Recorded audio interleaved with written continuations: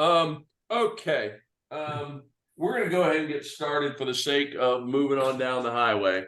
But Works I for just me. want to kind of talk through a little bit because I don't think my email with the artist renditions was entirely clear. So the history on this was I saw on SIU Facebook page for SIU alumni about 5 months ago, somebody advertising housing for on campus, off campus, everything else. So I contacted them, and that turned out to be the realtor. And the realtor, they're the same ones that had the house, the Sigma Kappa house, the Delta Zeta house, and the house that they actually showed the group that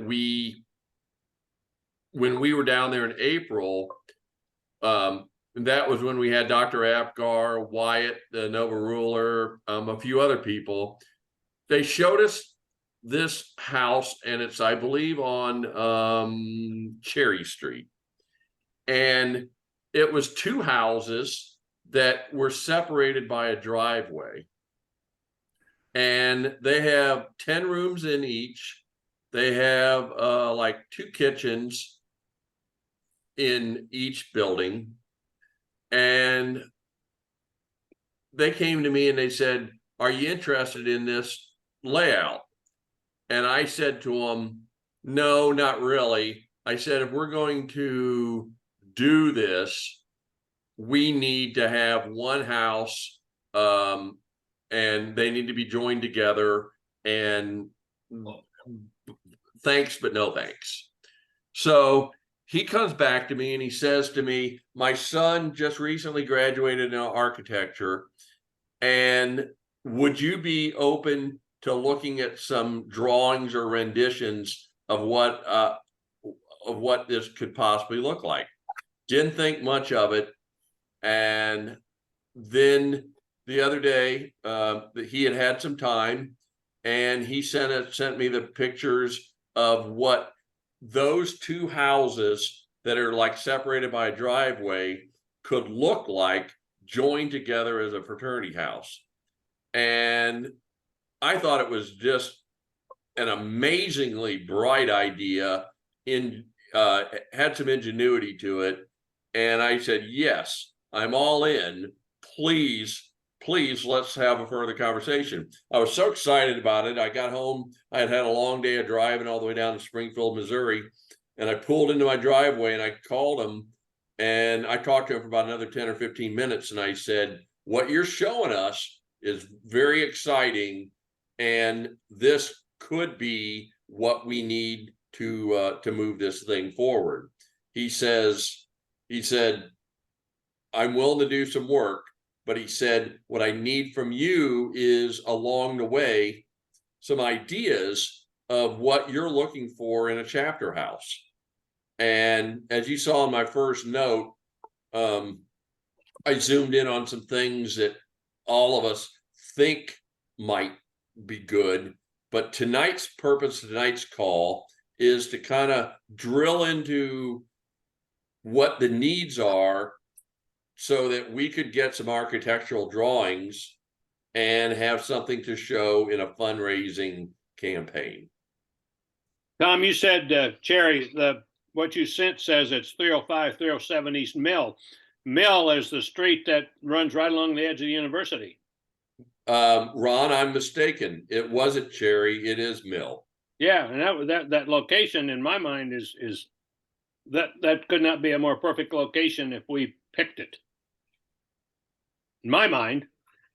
Steve, Rick, what do you think as far as location? I agree. I think that's a perfect location. The weird thing about it is that we didn't have the funds. We weren't organized to buy that sorority house, but he didn't mention to me that we have to buy it from him tomorrow. He seem to be pretty interested in marketing it to us. And you know, how long that feeling of goodwill will last, I don't know. What, do you know what, each individual building, what, the, the housing capability of each individual building is? I can tell you a little bit of what I know. Each has 10 rooms. Okay, If you want Jake Rendelman walk through it with us. So if you want to do, you know, have another point of view as to what it looked like, two kitchens. And so it was kind of your standard kind of college apartment area, but the kitchens were small, but they weren't large. what about bathroom facilities in each? Bathroom individual? facilities, they had, I thought it was like, if I remember right, one bathroom for 4 rooms. Okay. The reason I'm asking is if nothing else, if we rented one of the damn things, would be better than that piece of shit we're in now, but that's what I'm thinking if we couldn't move forward, but I'm just thinking. I'm just Okay. thinking loud, ignore me. Yeah. So the purpose of tonight's call is to help our real estate guy define what we're looking for in a house. And I put on paper some ideas of some things that to me made sense, but I think to have a broad-based effect, we need a wider consensus. Sure. Hey, can we back up a minute? Get me a better perspective between the Baptist Church and Chautauqua Avenue. Where's the houses located? It would be on the east side of Illinois Avenue, Oh, not University the direction towards Chautauqua and the Baptist Church. well, it'd be in between them on the east side of the street, right? Hey, Um, do you remember where Saluki Hall and Saluki Arms were when you were in school? Yeah, Saluki Arms. Yeah. I think this is, if I'm not mistaken, this is probably just west of Saluki Arms. Am I right? Okay. Tom, is that? Okay. yeah, I think that's accurate. I don't profess to be a expert on existing Carbondale and where things are anymore. I kind of lost that edge. Is that address 408 West Mill or East Mill? 305, 307 Mill. East 305 and 307 Mill. 305 and 307 East Mill is that's what, at least what Tom reported the first time. They said they sold their properties at 408 West Mill and 308 West Cherry, which brings them back to 305/307 East Mill. And East that's Mill, the okay. building that we're talking about, at least according to what was originally reported. That's correct, Ron. Okay. So, Here, I'm gonna share my screen real quick so you can get a map of it, okay? well, thank you, I Rick. was just looking it up, but go ahead.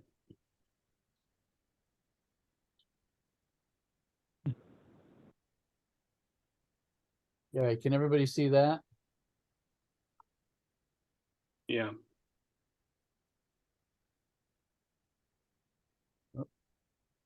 So this is it here. Where is that now? Let's see. Where's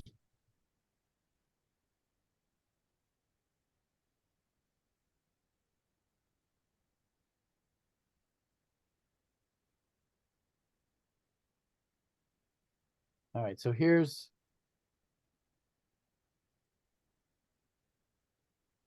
campus over here, right? This is South campus. of, Southeast or south, yeah, south of Mill Street. yeah, okay. So there's the house and there's, There's Woody Hall there. I see it's highlighted. yeah, Woody Hall. There's WAM Education. So where again? Yeah, okay, yeah, it's okay. Okay, there's Washington Square. Okay, I see. It's on the other. It's across. Okay, Yeah. it's It- east of Illinois Avenue. I was thinking it was okay. Got it. Yeah, yeah, I was thinking it was the other side. Yeah, right, Yeah. because we're over here now. Yeah. Yeah. Yes. Yeah. Okay. Well, it's not quite as delightful a location as I was thinking, but still ain't too bad. I don't think. No, I don't think so either. If I remember right, there's an open lot across the road from this address. Like here, this is probably the open lot. Yeah, Yeah. Yeah. Can you scroll out a little bit? The towers. Where are the towers? There. This is in the area of the towers. Hours, that's across the railroad tracks. Yes, it is. Well, these Um, houses aren't across the railroad tracks. Where's the railroad tracks? Isn't this the railroad tracks here? Yes, it is. Yes, Yeah, it is. so Yes. it's over by the towers, Okay, there's Neely Drive. So there's the towers. There's Wall right Street. here. Yeah, Yeah, there you go. You got it. So that gives a good relation. yeah, yeah. So we're directly north of the towers and Yep. Yeah. That didn't help anything. I lived in Washington Square for a year, and I see where Washington Square is on that map. It's fairly close to Washington Square. The university owns Washington Square now.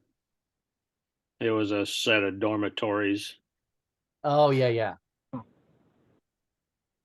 Yeah, There's Washington So Street. you're on the Just to the left, on you the see fringe Washington of- Street. you're on the fringe of some rough area. Yeah, I wouldn't disagree with that, Rick, actually.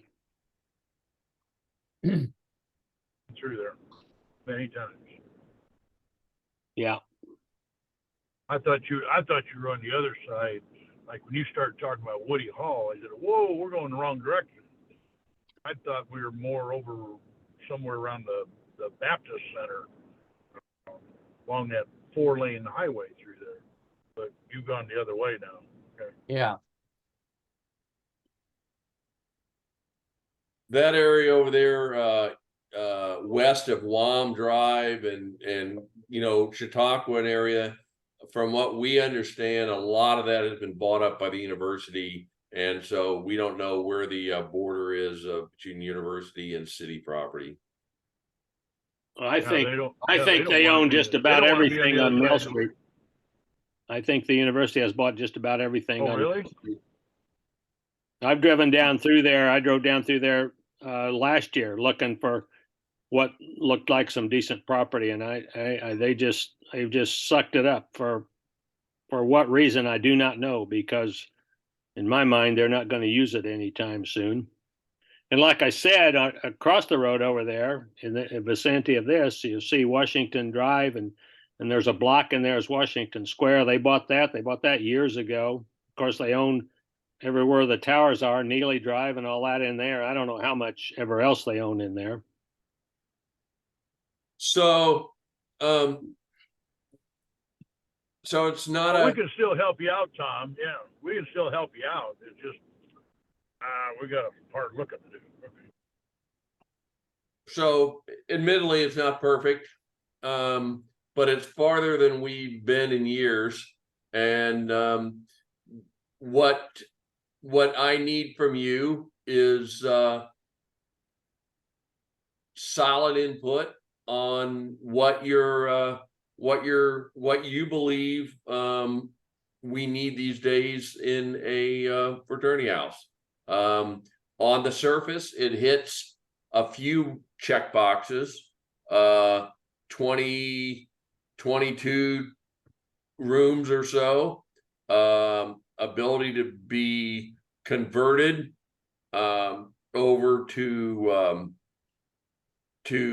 like a large common area and things like that. So I'm going to stop talking. I'm going to ask you guys to start to come to me and tell me what you think, and then I can guide the realtor in a plan on Go to 305 what- East Mill Street. I think we've talked numerous times that I think we're kind of agreed that 20 rooms is probably a good target.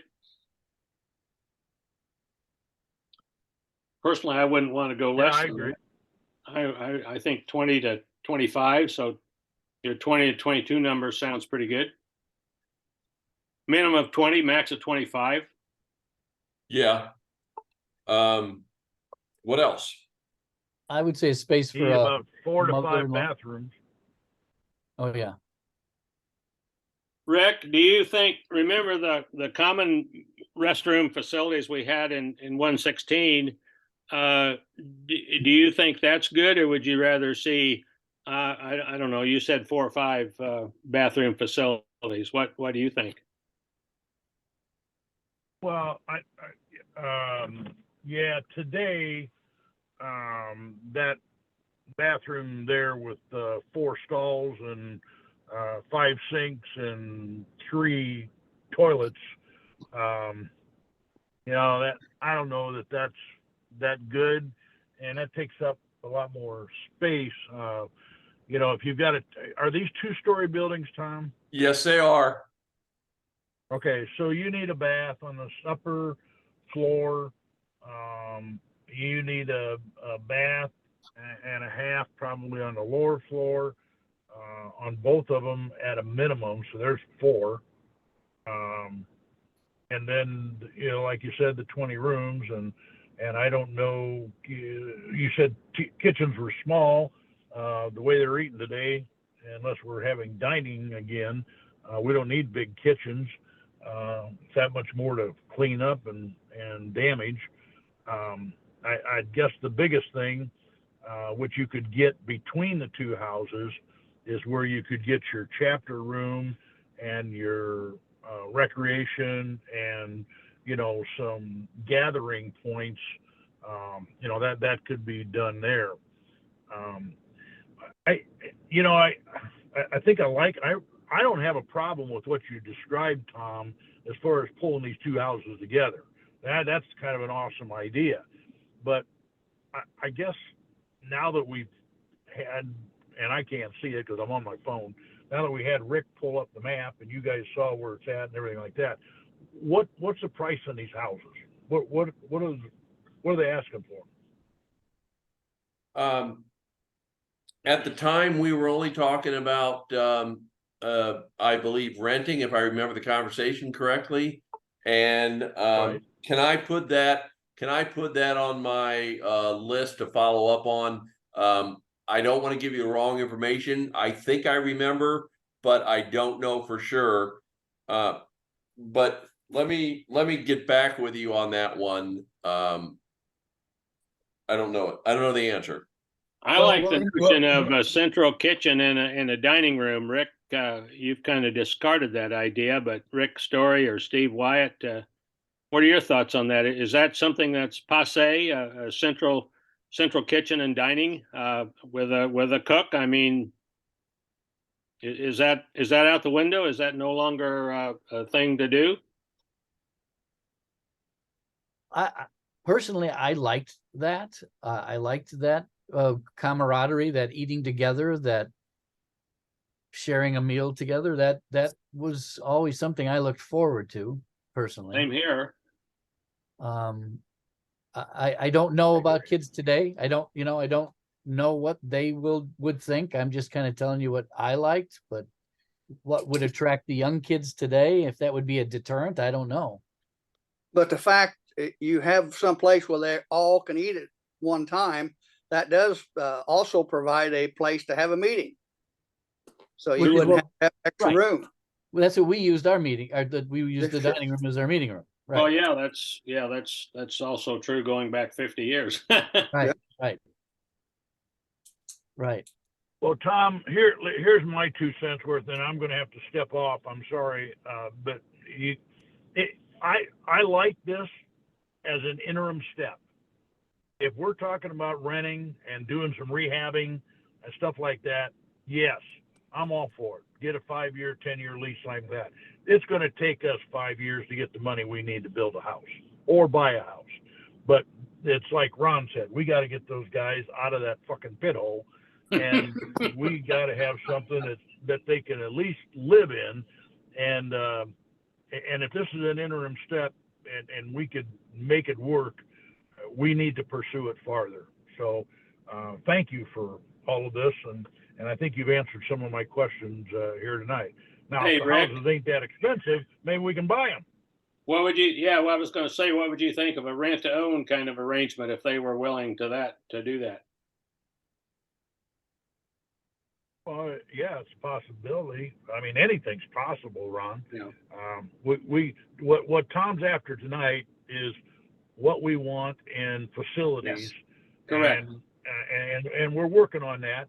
And then they got to put some drawings and some dollars to it. And I would approach it both ways, or all 3 ways: rent to own, or own.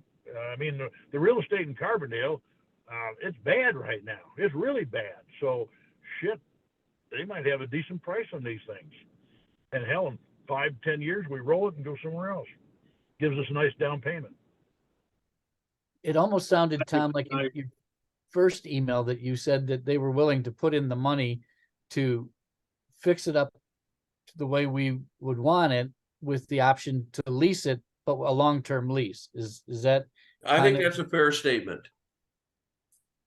I don't know pretty what much long-term is. share Hyatt's thinking there. I maybe an interim measure and maybe the final measure, but time will tell.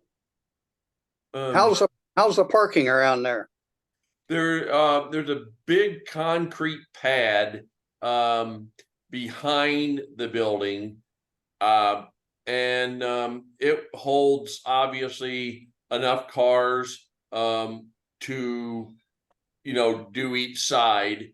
One of the things that is a code item in Carbondale is that if they were to ever put Greek letters on it, they would have to put fire suppression system into it. So what we're talking about here is a big overhaul to get to that point. But one of the people that we spoke with from the University of Maryland, when we were speaking with the AGRs and the people concerned with Pennington, said that you have nothing unless you have architectural drawings or renderings to show your alumni to raise money. Totally And so that kind of precipitated what we're talking about tonight.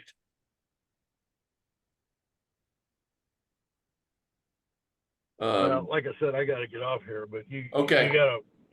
I hear that, but you got to walk before you run, and we've got some looking and design to do here before we start knocking on doors.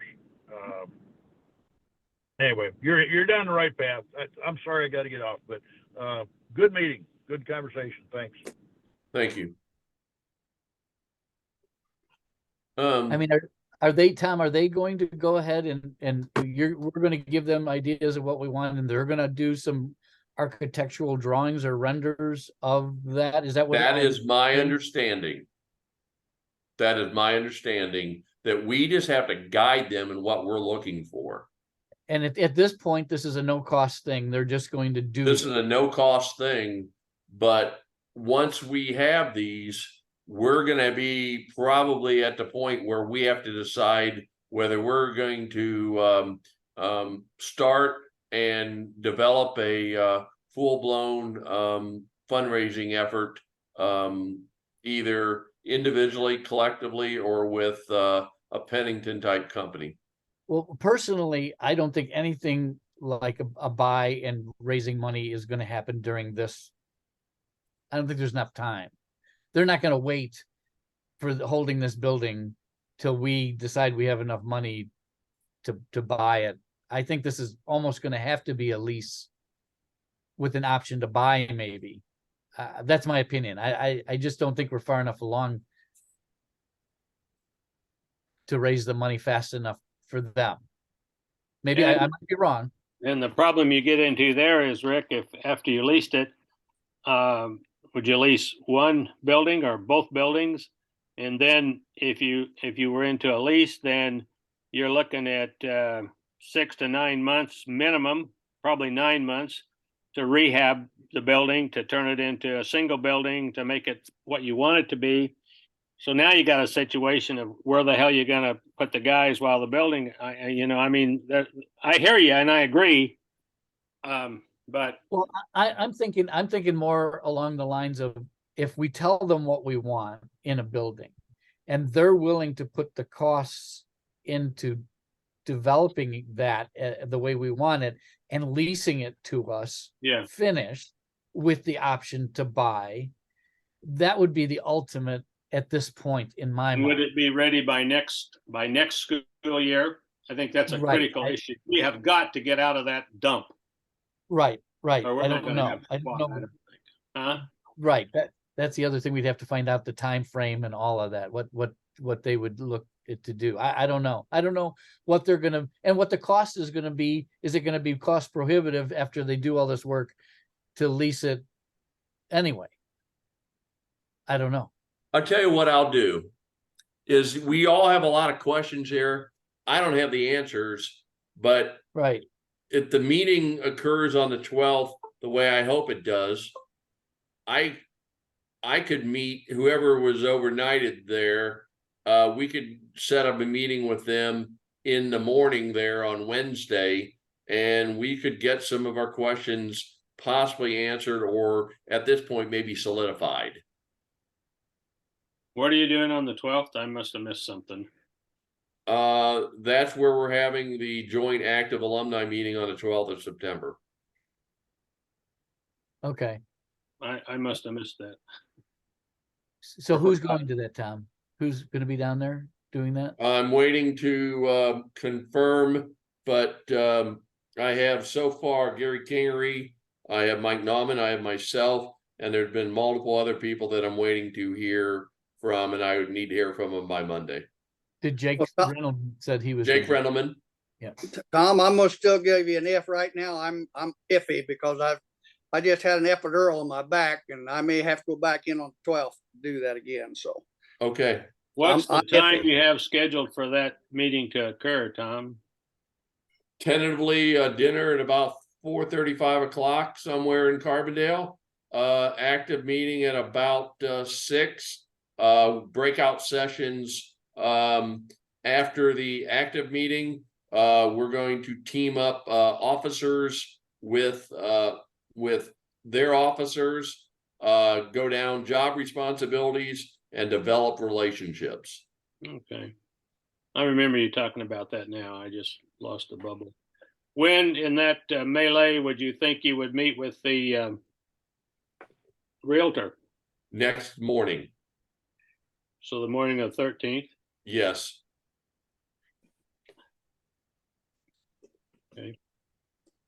Well, let's get back to what you wanted hope to get from this meeting tonight.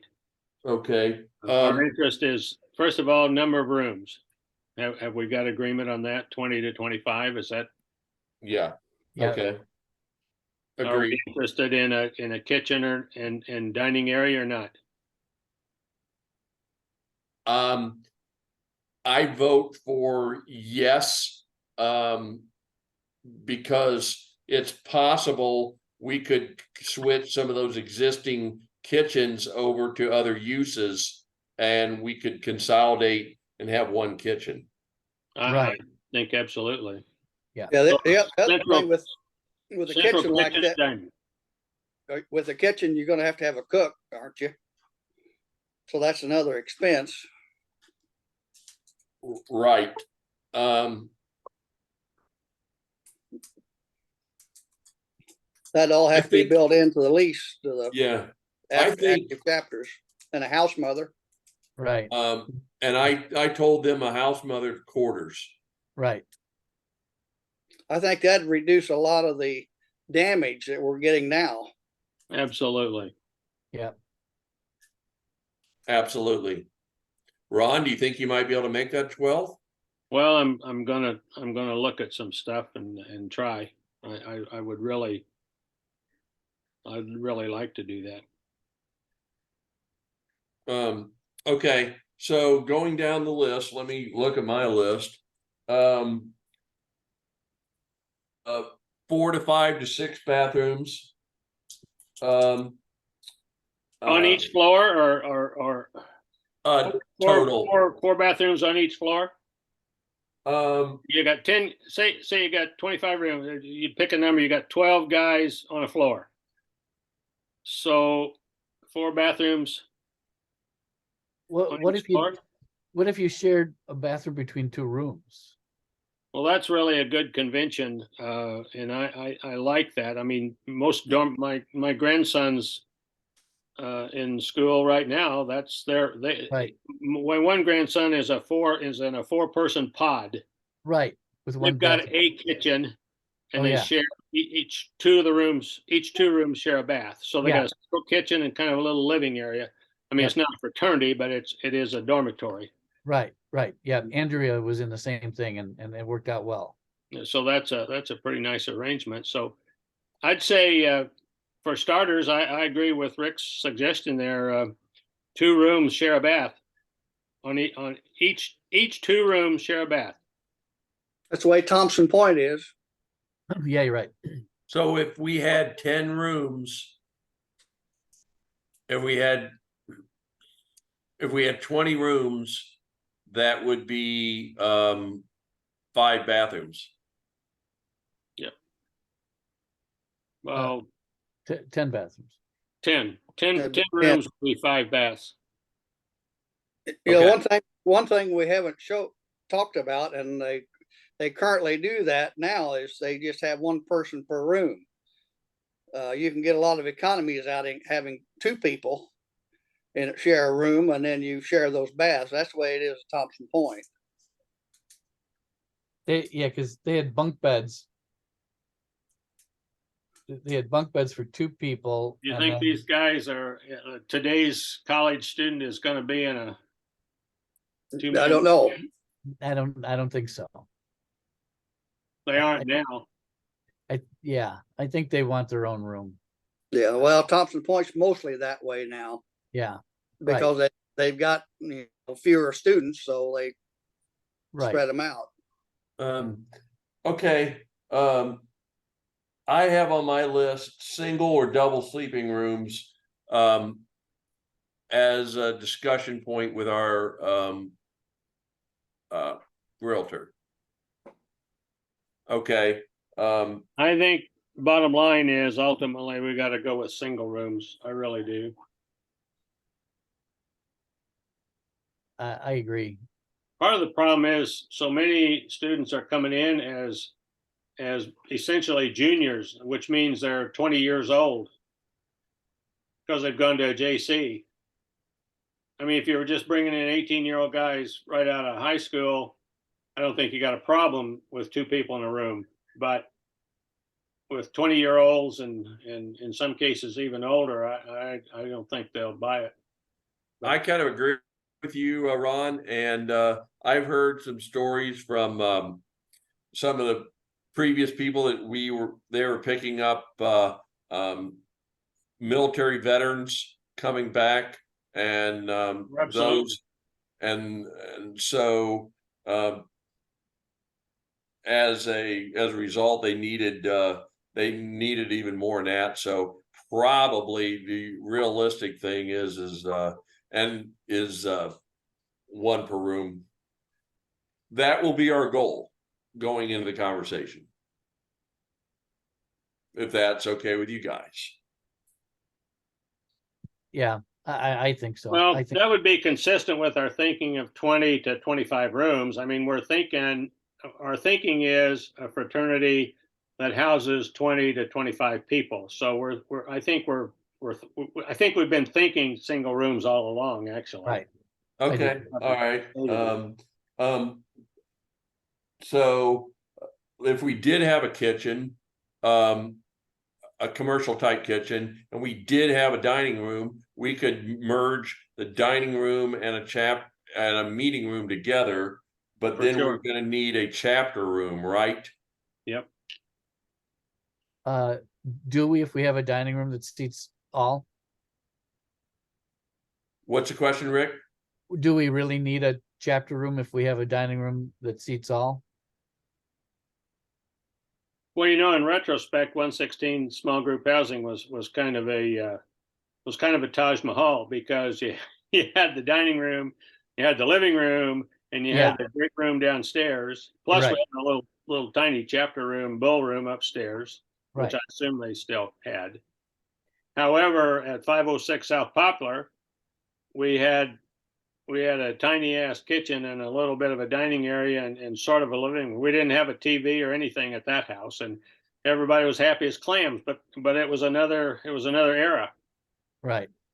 The existing house that the guys are living in now has a room off of the kitchen, off of the small little dining room that they kind of use for a chapter room. They have composites and some things up in there. So I think if we're going to do a fraternity house, we need to have some type of dedicated room to a chapter room where they can double with it for parties and things like that. I would agree with you. Yeah. So I think you need both then a dining room and a living room, if you will, or a chapter room or Right. whatever. Right. I agree. You need some type of a living room. Yeah, / okay. And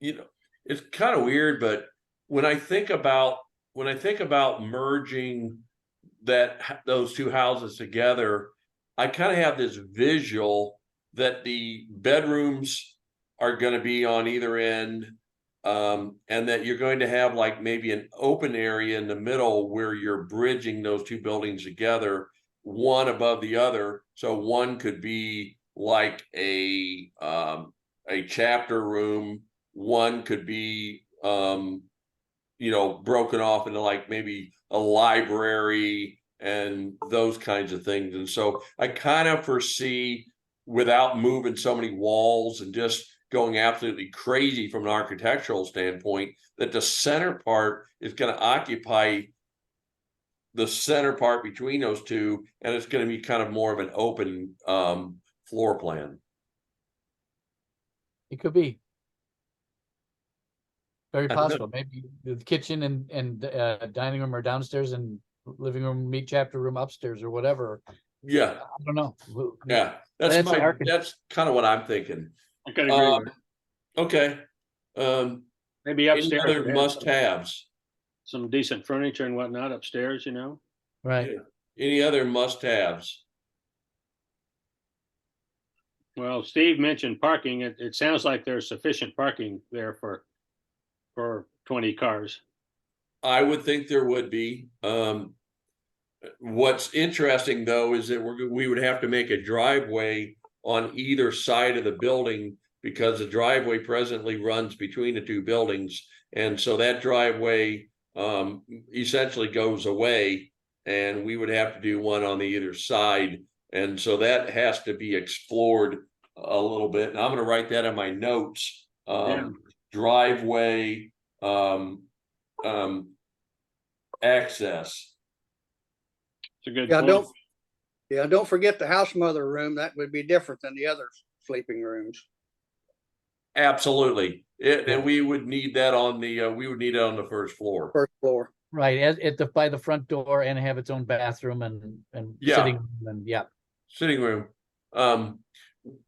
With Mother Taylor and that house mother situation, she had a sitting room, obviously her own bathroom, Bedroom. Was there anything else back there? No, No,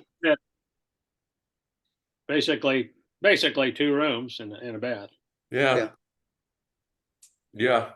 the other thing I really liked from the rendering, and I know it's not that important, but it really looked cool, was that balcony. Hmm. I really liked that. I did too. Yeah, that was outstanding. Uh, I think if any good has come out of tonight, it's that if we can have a small meeting on that Wednesday morning with Realtor face to face, we can eliminate a lot of conversation, a lot of questions.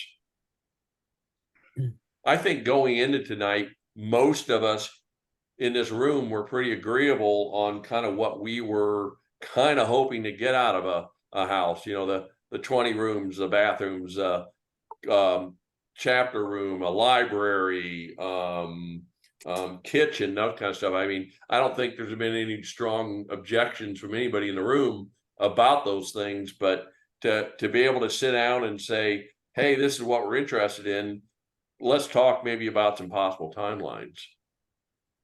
So is this realtor going to just sit on this property until we see them on the 12th? I mean, are they actively looking for somebody to rent each individual building, or where does this stand? It's an odd situation, Rick.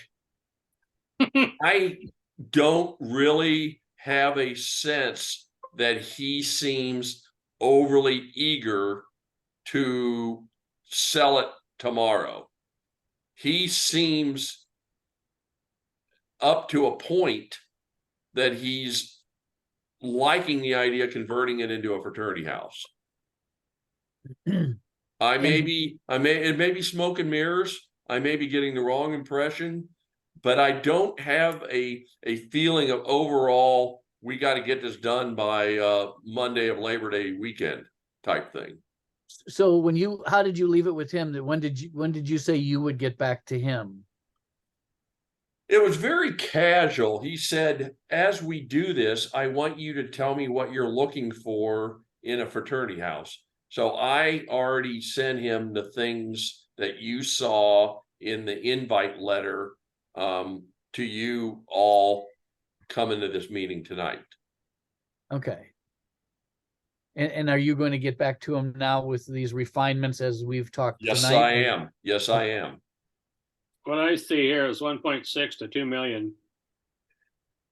With To renovate, Ron? To renovate it, you mean? a total package renovated.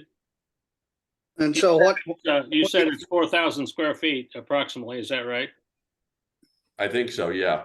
I'd give you $400 to $500 a square foot. And Do we know what Thompson Point or what housing costs on campus? I do not. I mean, Yeah. we should probably find that out so that we have something to shoot for, because you don't want to be over that too much, if any. well, that was gonna be my question, is the rent that, you know, the guys can afford once we Right. get that done, and they're gonna pass that cost on. So what kind of a rental rate are they gonna charge? But they won't know until they get some costs put together for renovation. Right. And I'm assuming they're going to charge us less for a longer lease. I'm assuming that's why they said a long-term lease, Mhm. because they're going to put $2 million into renovating this. They're going to lease it, but we don't want to pay over what SIU is going to charge for housing. So at the same time, they're going to want to get their money back at some point. So they're going to have to give us a long-term lease in order to cover that cost. I'd like to throw out a conversation we had when we were down there in March looking at that other sorority house. I was sitting down with Wyatt and Blake and a couple other people, and I said to them, what what is a point of rent that becomes a deal breaker? And we figured at that time, plus utilities for that, for buying that fraternity house, that sorority house, it was gonna be about $400. I got the feeling in talking to them that $500 a head per month was about the max that we could get, all expenses all in. Does that include the chapter dues and stuff like that? It did, yeah. Yeah, it did.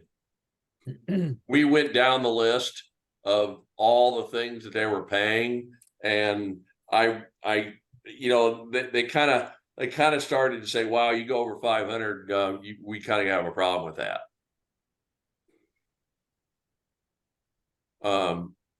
So I hope that gives you an idea, but yes, Rick, to your point, to understand university rates, would be good. And so I will leave it on my notes. I'll leave it on my notes to understand, what is cost of university housing. And you You know, I can probably amortized, find it on. $2 million amortized over 30 years at 8% is an annual payment of $14,675.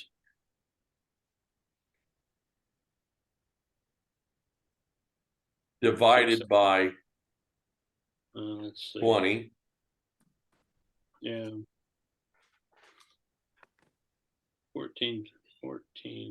675 times 30 plus. No, must be, wait a minute. That's a monthly. 14,675 divided by 20. That'd be 14,000 a month. See, we're paying now, what, around 4,000? Yeah. 1,000. But the thing of it is that if there was fundraising, we'd want to get it down according to our conversations with the gentleman from Florida and Florida State and Maryland, is that you'd want to raise the money to buy that down so that it's an affordable amount for the young people to rent.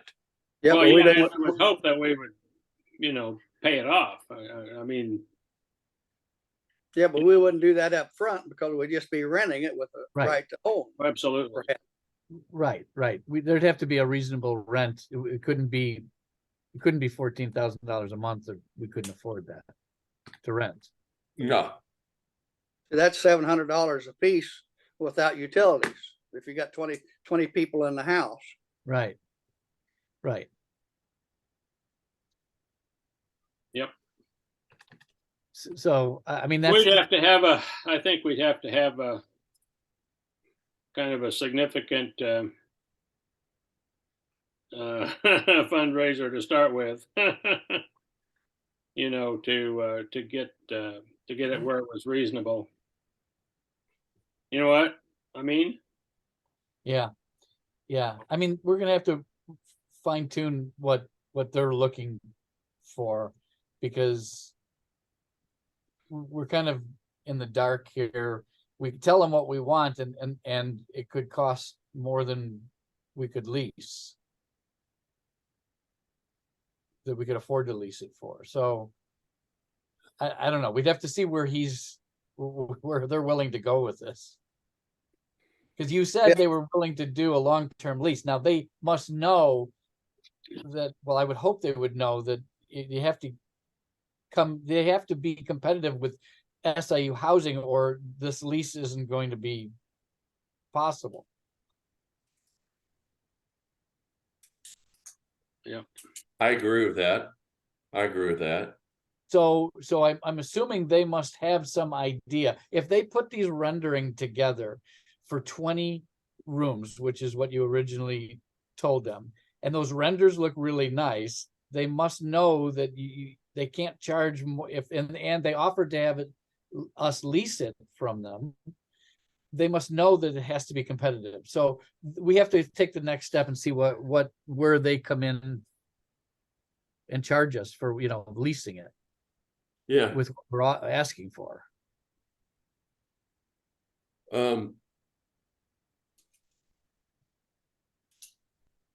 So Rick, I'm just gonna, I don't know that I've, asked you, are you interested or available for that 12th meeting?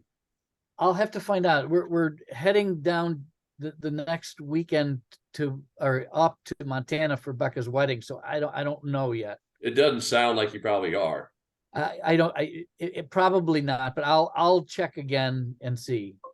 Fair enough. Let me Fair give enough. you one more number here. $1 million amortized at 8% over 30 years is a monthly payment of $366.88, and that's about what they're paying for rent right now. I think it's $350 or $375. I'm not sure. So, in order to make it work at 20 people, about $1 million is all the freight will carry. That means if it was 2 million, and I'm just taking a wild ass guess here, but I'm thinking we would have to raise close to $1 million to make it even feasible, or take on the loan ourselves. Take $1 million loan for the Alumni Association and $1 million for the active chapter. Right. You follow what I'm saying? Yeah. Now, again, that $2 million I'm tossing out here is what I think it would cost. That's a pretty far wag. I'll really be interested to hear some numbers from them. Right.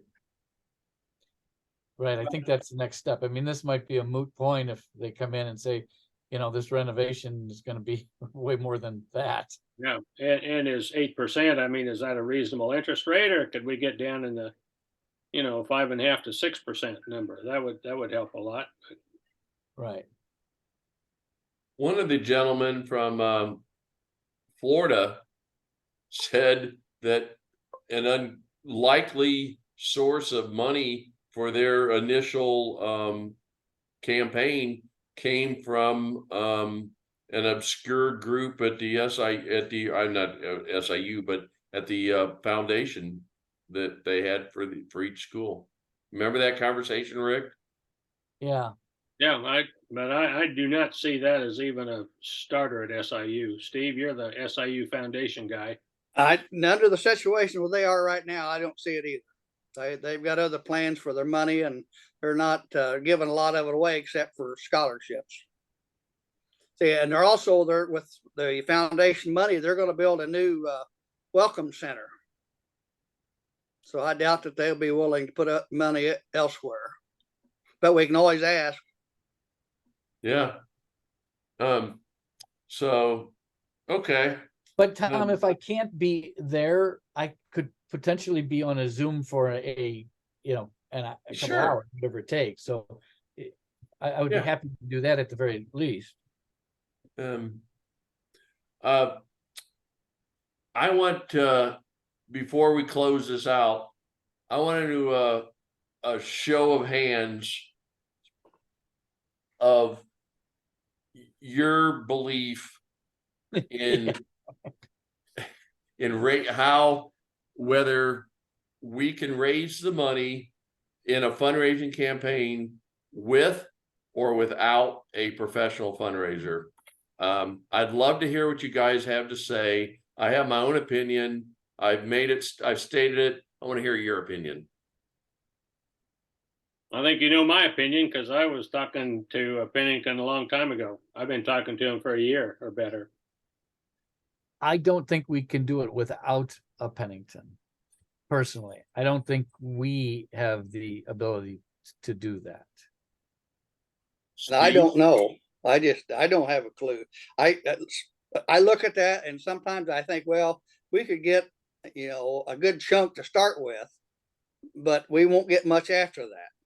And I think it's going to be a fundraiser that's going to take more than what we have in expertise. So I guess I'd say with that probability of us raising it without help's pretty low.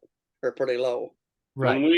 When we raised the funds to pay off that $177,000 or whatever, I wrote a personal letter to every member that we had an address for, sent it to them, asking for money and the reason behind it. And I sent a second letter, and ultimately we pretty well closed it out. But that was $177,000, and that's a long ways from $1 million. Yeah. And I agree with all of you. I don't think it can be done. I've had so many conversations with my friend at Pennington. And after that conversation with the gentleman from Florida State, he basically said they tried to do it on their own and they flopped, and they were going nowhere and they had to do it. And I guess I really am bringing this Pennington up because if we decide to pursue a house and we decide to pursue fundraising, there is no doubt in my mind that it has to be financially viable to hire them, but it also has to be that we'll have to have a coalition of the willing from the board who are willing to say to others, we don't believe we can get the job done without a professional fundraiser. We're in And great shape, aren't we? We got to have a fundraiser to have a fundraiser.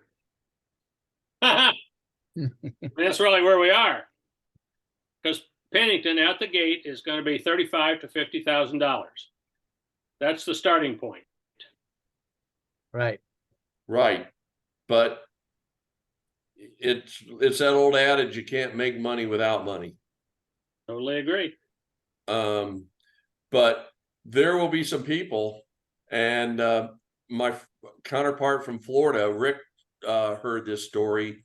They went down to the mat over with certain individuals about raising money, how to go about raising the money, selling this property, buying this property, and there were hard feelings. And some of these people have walked away and they have never been seen again.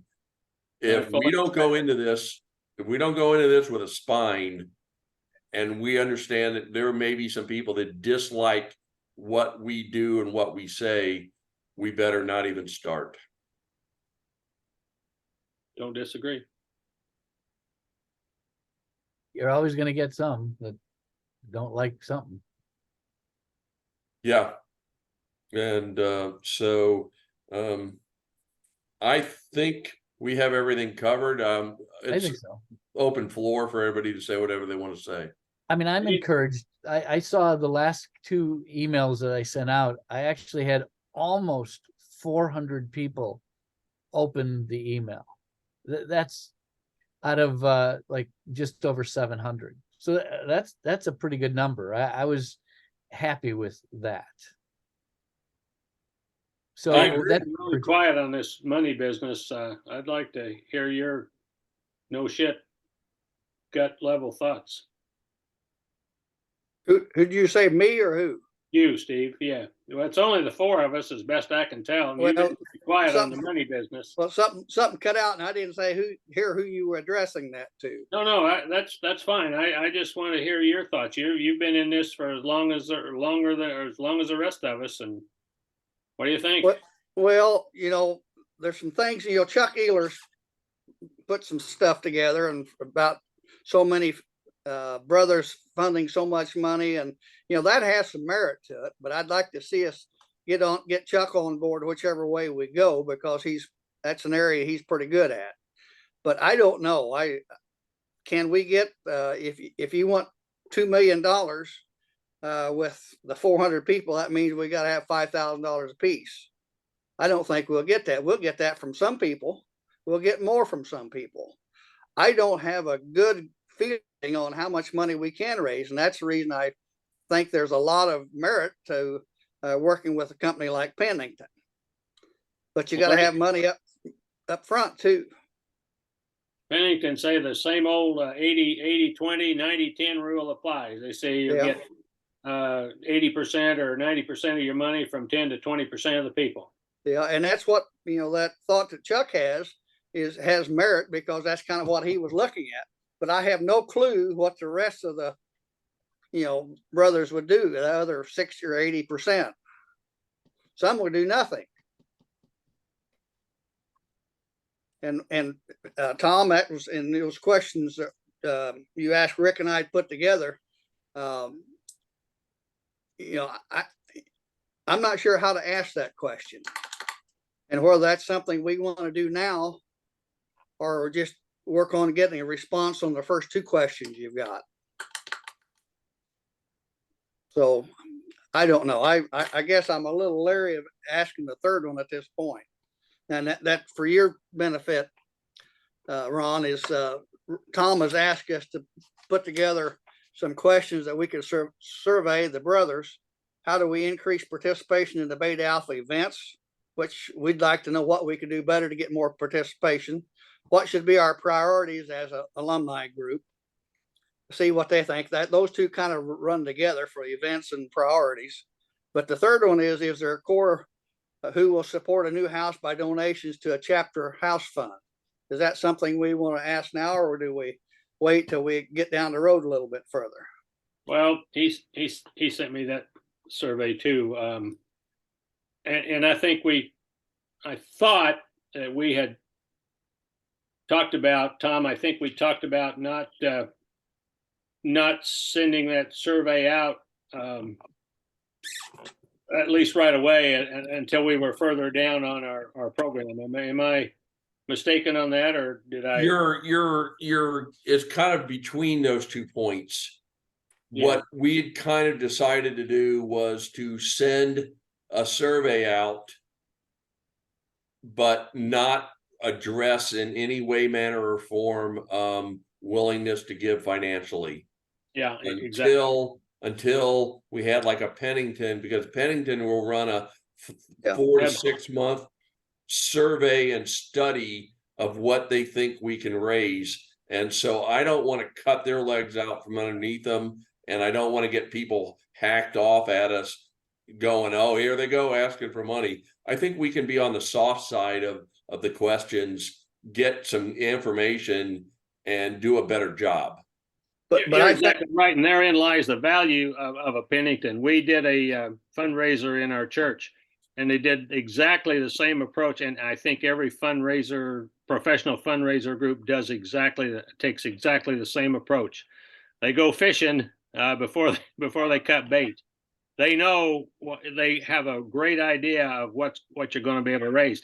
And if we go out blind, trying to, let's call Tom, let's call Steve, let's call Ron, let's call Rick. How much will you put in $10,000? Well, hell no. I have no idea how much you can raise trying to do that. Right.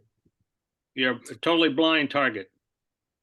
Yeah, I think when we look at this, Tom, of those first two questions, getting engagement, that's basically what you're asking there. Right. What can we do to get more people to participate? Right. I think that's where we need to steer the survey and not have a short one, have us one that we can easily summarize and put together. I agree with you, Steve. And, as I've told you all before 100 times, I don't know. I've never done anything like that before, but the collective power of the people in the room can come up with some questions to guide us and help us. Right. Basically we want to know what it takes to get more brothers to participate. Right. What they like, what they don't what will like. it take? Yeah. Correct. And, you maybe ask the question from if it's necessary, a couple different ways. But at the end of the day, we know what we're seeking, and we have a lot of work to do. Yeah. Ideally, you would create an estimate and then test it before you put it out. And maybe we can do that too, but it used to be a short one to some select people and see if we get any response back. Yeah. I intend to write my questions on over the weekend, and we'll see if we can't get them from you if you have time. I mean, it's not drop dead, but by Tuesday. Yeah.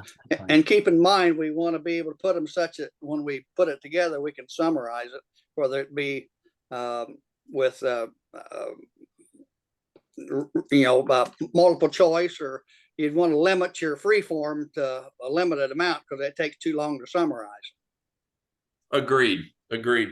I kind of envision this survey to be a little bit along the lines of if you stay in a hotel and they send a hotel survey to you after your stay, there's some multiple choice questions, and then there's a little bit of narrative. Free form, yeah.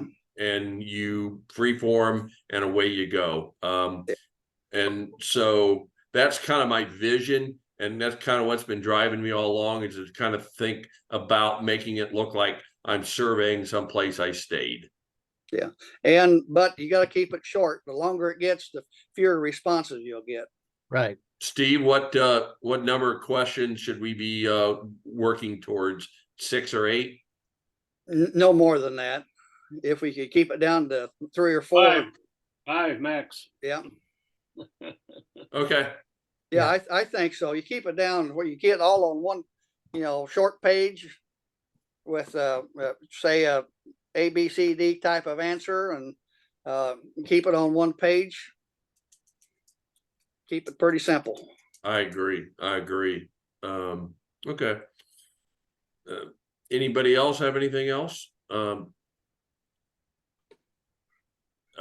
Update. Chuck Ealer said basically for me not to come to him before the 15th of September. And that's kind of what I'm trying to do, is to leave him alone.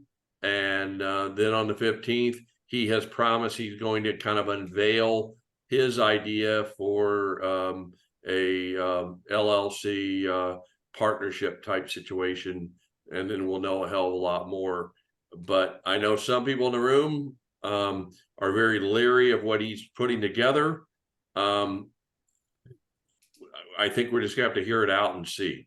Well, I think we have to hear it out, and then we have to run it by that legal representative that you saw and see what are the advantages or pitfalls of that type of thing. True. Well, I will agree with the guy from Maryland that if we don't have it, we're going to have more trouble raising money. But the IRS rules now are, you've got to give a lot of money to get any deductions.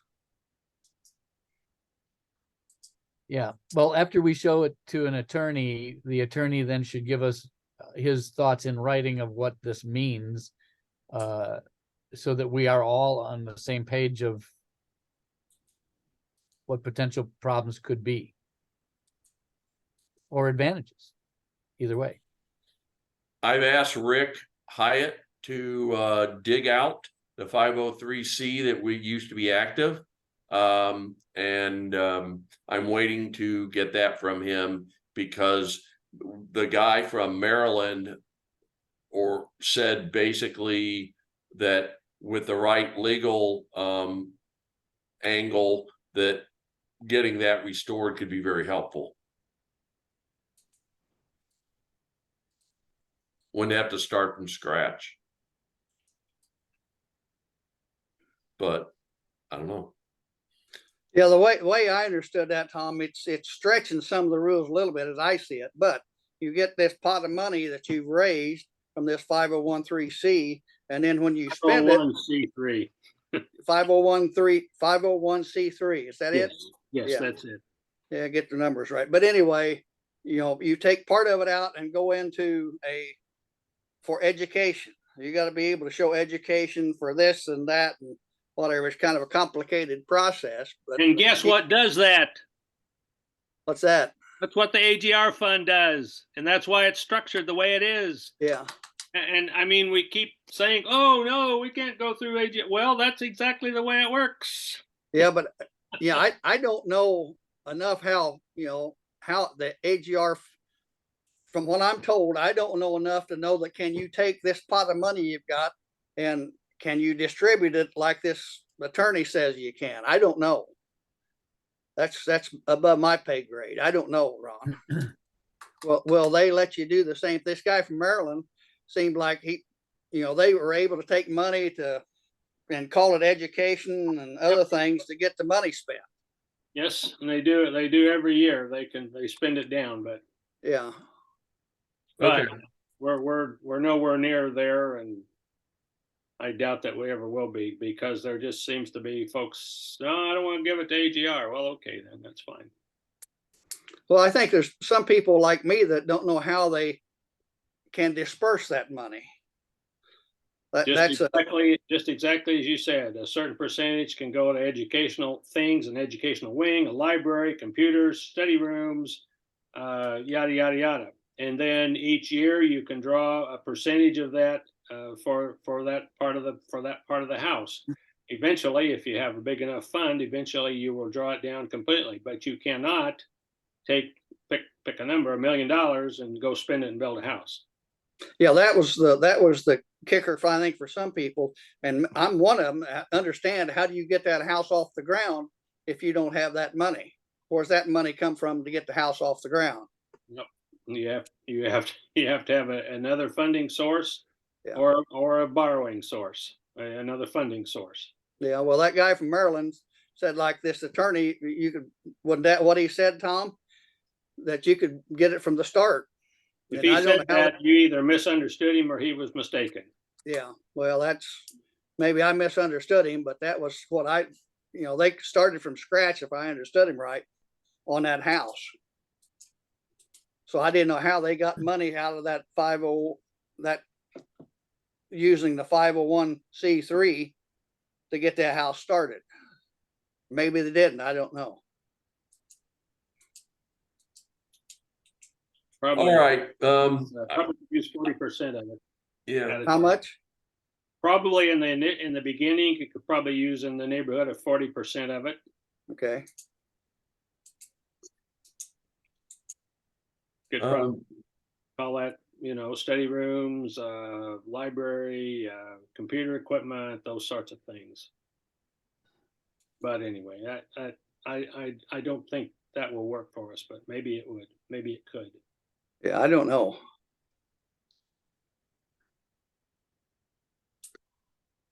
All right. I think we kind of know what our game plan is. I think it would be probably wise after I get Chuck Ehler going, that we bring this room back together, and we pick his brain on what he is proposing. And in the meantime, I'll try to set that meeting up with the realtor, and I will convey what we're looking for. And those will be some of our next action steps. Okay, and then we'll get you the questions sometime before Tuesday for the Yeah. survey. Okay. Appreciate I'll it. work on it, but the 12th, I may or may not, depends on what my doctor doing. Well understood. You got to take care of your health, Steve. Yeah, last 2 nights is the only time I've had a good night's sleep for 2 months. It's hell to turn over in bed. I've got a multiple discs bulging. I have a torn sac, and I've got a arthritis that's rubbing on the nerves. So Yeah.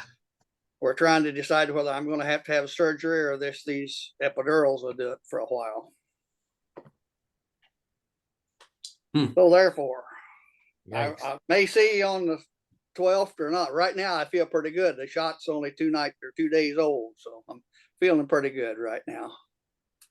It's sort of like meth. It feels good for a while, and then it goes away, and then it hurts Yeah. like hell. That's how I liken epidurals and steroid shots. They make you feel damn good at first, and then it all goes to shit in a while because it just wears off.